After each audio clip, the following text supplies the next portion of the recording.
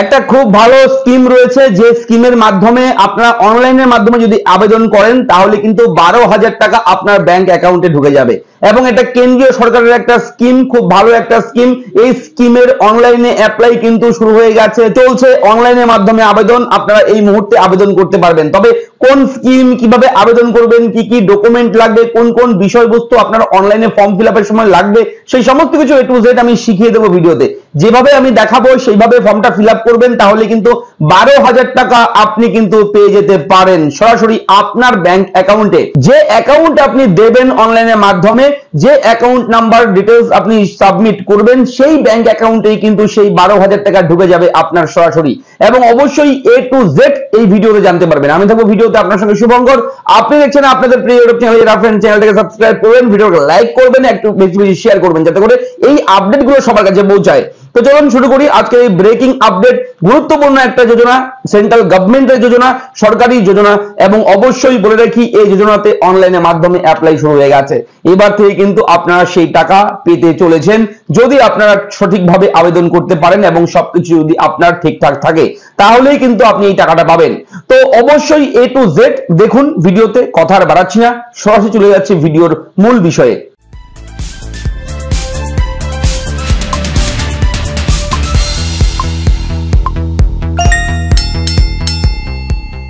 তো আপনারা অবশ্যই আমাদের এরা ফ্রেন্ড ইউটিউব চ্যানেলটিকে সাবস্ক্রাইব করবেন, কারণ আমরা প্রতিদিন বিভিন্ন জরুরি আপডেট আপনার জন্য প্রোভাইড করি আমাদের এই চ্যানেলে। তাই চ্যানেলটা সাবস্ক্রাইব করতে একদম ভুলবেন না। চলে যাবেন গুগলে, আপনারা চাইলে এটা মোবাইল স্মার্টফোনের মাধ্যমেও আপনারা করতে পারবেন, কম্পিউটারের মাধ্যমে করলে আরও বেশি ভালো। তবে এখানে গুগলে গিয়ে সার্চ অপশনে গিয়ে সার্চ করবেন জাস্ট আপনারা SBM লগইন। SBM লগইন লিখে যখনই গুগলে গিয়ে সার্চ করবেন, সঙ্গে সঙ্গে আপনি গুগল সার্চ বারে অনেক অপশন পাবেন। তবে সবার ওপরে পাবেন লগইন অপশন। দেখুন লগইন অপশন রয়েছে, স্বচ্ছ ভারত মিশনের অধীনে কিন্তু এই স্কিম। এবং এই লগইন অপশন যখনই পাবেন, লগইনের উপর একবার ক্লিক করবেন। ক্লিক করার সঙ্গে সঙ্গে একটু ওয়েট করার পর আপনার সামনে একটা এরকম ইন্টারফেস চলে আসবে। দেখতে পাচ্ছেন স্বচ্ছ ভারত মিশন জি, অর্থাৎ গ্রামীণ, গ্রামের জন্য কিন্তু এই স্কিম। যারা গ্রামীণ এলাকায় থাকেন তাদের জন্য কিন্তু আজকের এই আপডেট। অবশ্যই কিন্তু ভিডিওটা লাইক করবেন যদি আপনি গ্রামীণ এলাকায় থেকে থাকেন।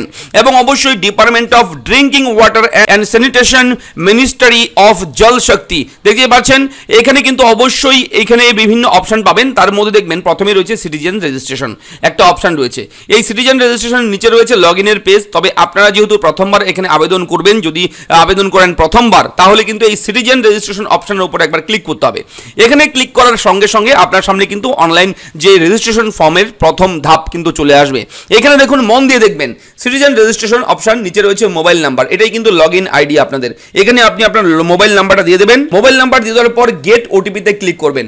গেট ওটিপিতে যখনই ক্লিক করবেন, ক্লিক করার সঙ্গে সঙ্গে আপনার রেজিস্টার মোবাইল, এই যে মোবাইল নাম্বারটা যেটা দিলেন এখানে, সেই মোবাইল নাম্বারে কিন্তু একটা ওয়ান টাইম পাসওয়ার্ড আসবে।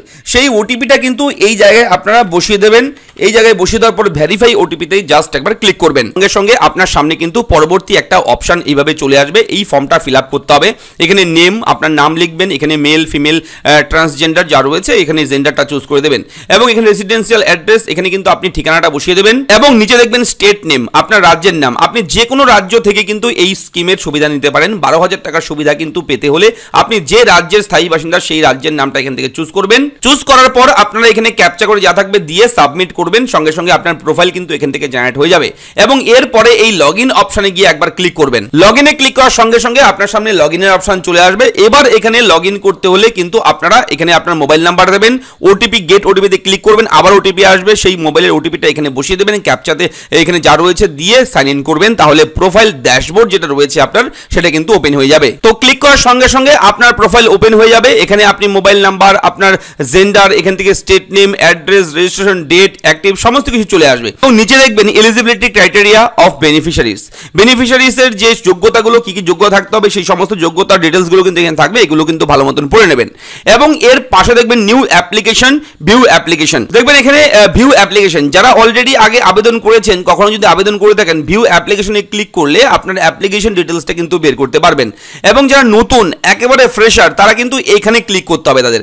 এখানে আপনি যদি নিউ অ্যাপ্লিকেশন অপশনে ক্লিক করেন, ক্লিক করার সঙ্গে সঙ্গে আপনার সামনে কিন্তু পরবর্তী পেজ এরকম চলে আসবে এবং এলিজিবিলিটি ক্রাইটেরিয়া এখানে কিন্তু বিভিন্ন নিয়ম রয়েছে, এখানে বিভিন্ন রুলস রয়েছে, এগুলো কিন্তু ভালো মতন পড়ে নেবেন, দেখে নেবেন, তাহলে বুঝতে সুবিধা হবে। তো এই পেজটার বাইরে একটু ক্লিক করবেন, তাহলে পপ আপ মেসেজটা চলে যাবে।